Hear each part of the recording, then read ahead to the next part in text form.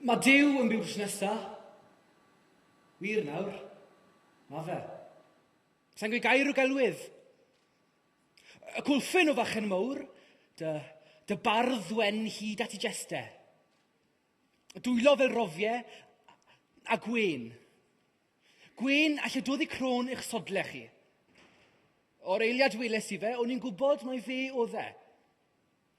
Fe, a Mair, a Iesu Grist. Wedi trial siarad y gewrth baso, a mae Duw I weld yn fachan digon ffein mae rai gweud.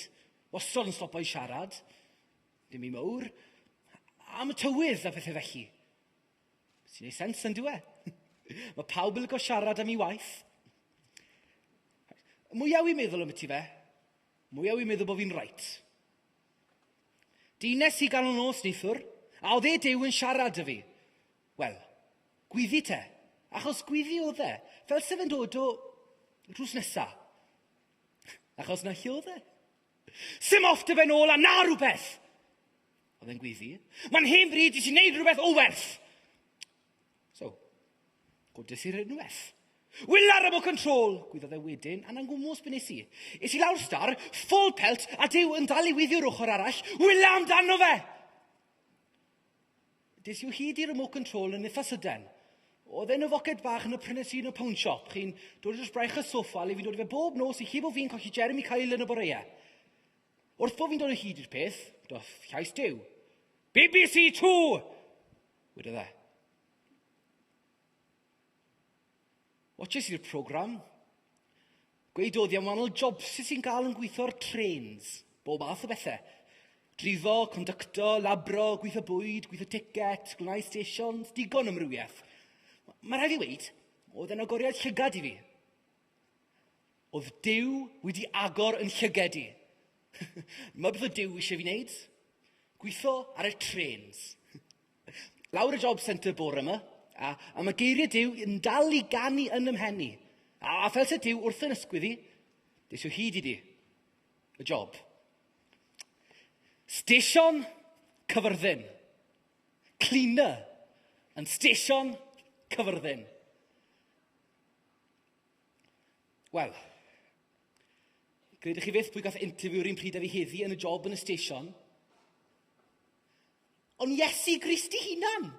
Fel se Duw wedi orchymyn ei hefyd I fynd I weithio am waith yr rilwydd yn gwybod fel oedd wedi'i wneud I fi.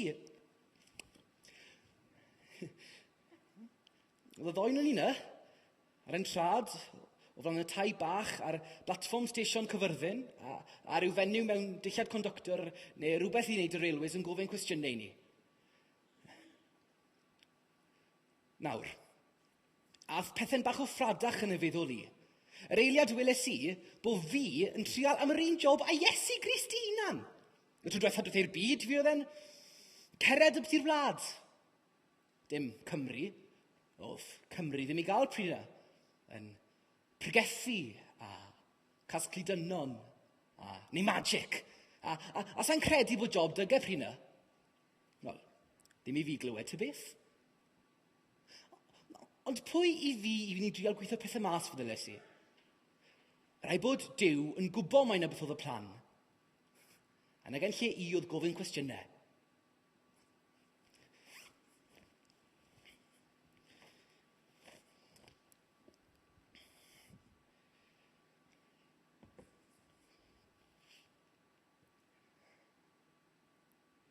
Wy'n cofio'n glir bydd y gwyddo nesaf. Fe gerddodd Jason a fi yn araf. Araf iawn lan I dibili. O dy fi'r lwmpyn o ofon man yng ngwddwg. Y teimlad ti, mond yn cael pan ti'n gwybod mai ti sy'r fai. Ei ogrwydd maen nhw'n galw fe. Oedd y byth mor wael â hyn. Eithon ni rown y ffordd gefn I dibili. Mae'n trwy gat y bac a lan trwy'r ardd oedd y llun llan go-cat a tyres hanner fflat. Gires i'r drws. O Jason jyst mae'n cerdded mewn fflarfer, ond o'n i'n meddwl oedd angen bach o barch ar adeg ffilin. Oedd gas dy fi fod na. A o'n I ar fi'n redig bant pan agorodd y drws. Wy'n gachgu yn y bôn, chwel. Wy'n neud yng ngor y glas i trial fod yn ddewr, ond cachgu ydw i. Rhyw fenyw y tebodd. Ni roed wedi gweld i'r blaen.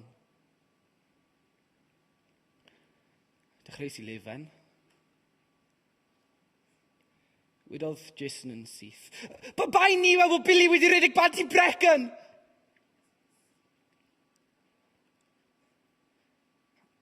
A phan edrychais i lan, oedd y fenyw'n llefen hefyd. Gyfeilodd hi'n dyn yn yn llawi a mynd ar ddoen o'n i mewn i'r passage. Pe nesaf, mae'n yngofio pob dim amdano ni a thi bant i'r gegin. Oedd y tî'n llawn pobl ym mobman. Roedd hi mor dawel yno. Ambell i sgwrs yn cael ei sybro fan hyn a fan co. Nag o'n i'n gwybod beth i wneud. Oedd e fel oedd neb yn yngweld i. Drychodd neb arnau. Na, os mae hwnna'n wir, drychon nhw gyd arnau am ryw hanner eiliad, cyn edrych bant to. Oedd e fel nhw'n gweld rhywbeth hollol gwahanol. Oedd y tî'n llawn pobl ym mobman. Ar wahân i dad Billy. Oedd e'n pwyso mlaen yn ei gader a'i ben yn ei ddwylo. Dwylo mawr, cryf. Gyda ôl blynyddoedd o waith caled arnyn nhw. A wy'n cofio meddwl ni'n hun bod na gymaint o ddagren llifo trwy i fysedd e. Rhaid bod ei wyneb cyfan di troi'n ddŵr.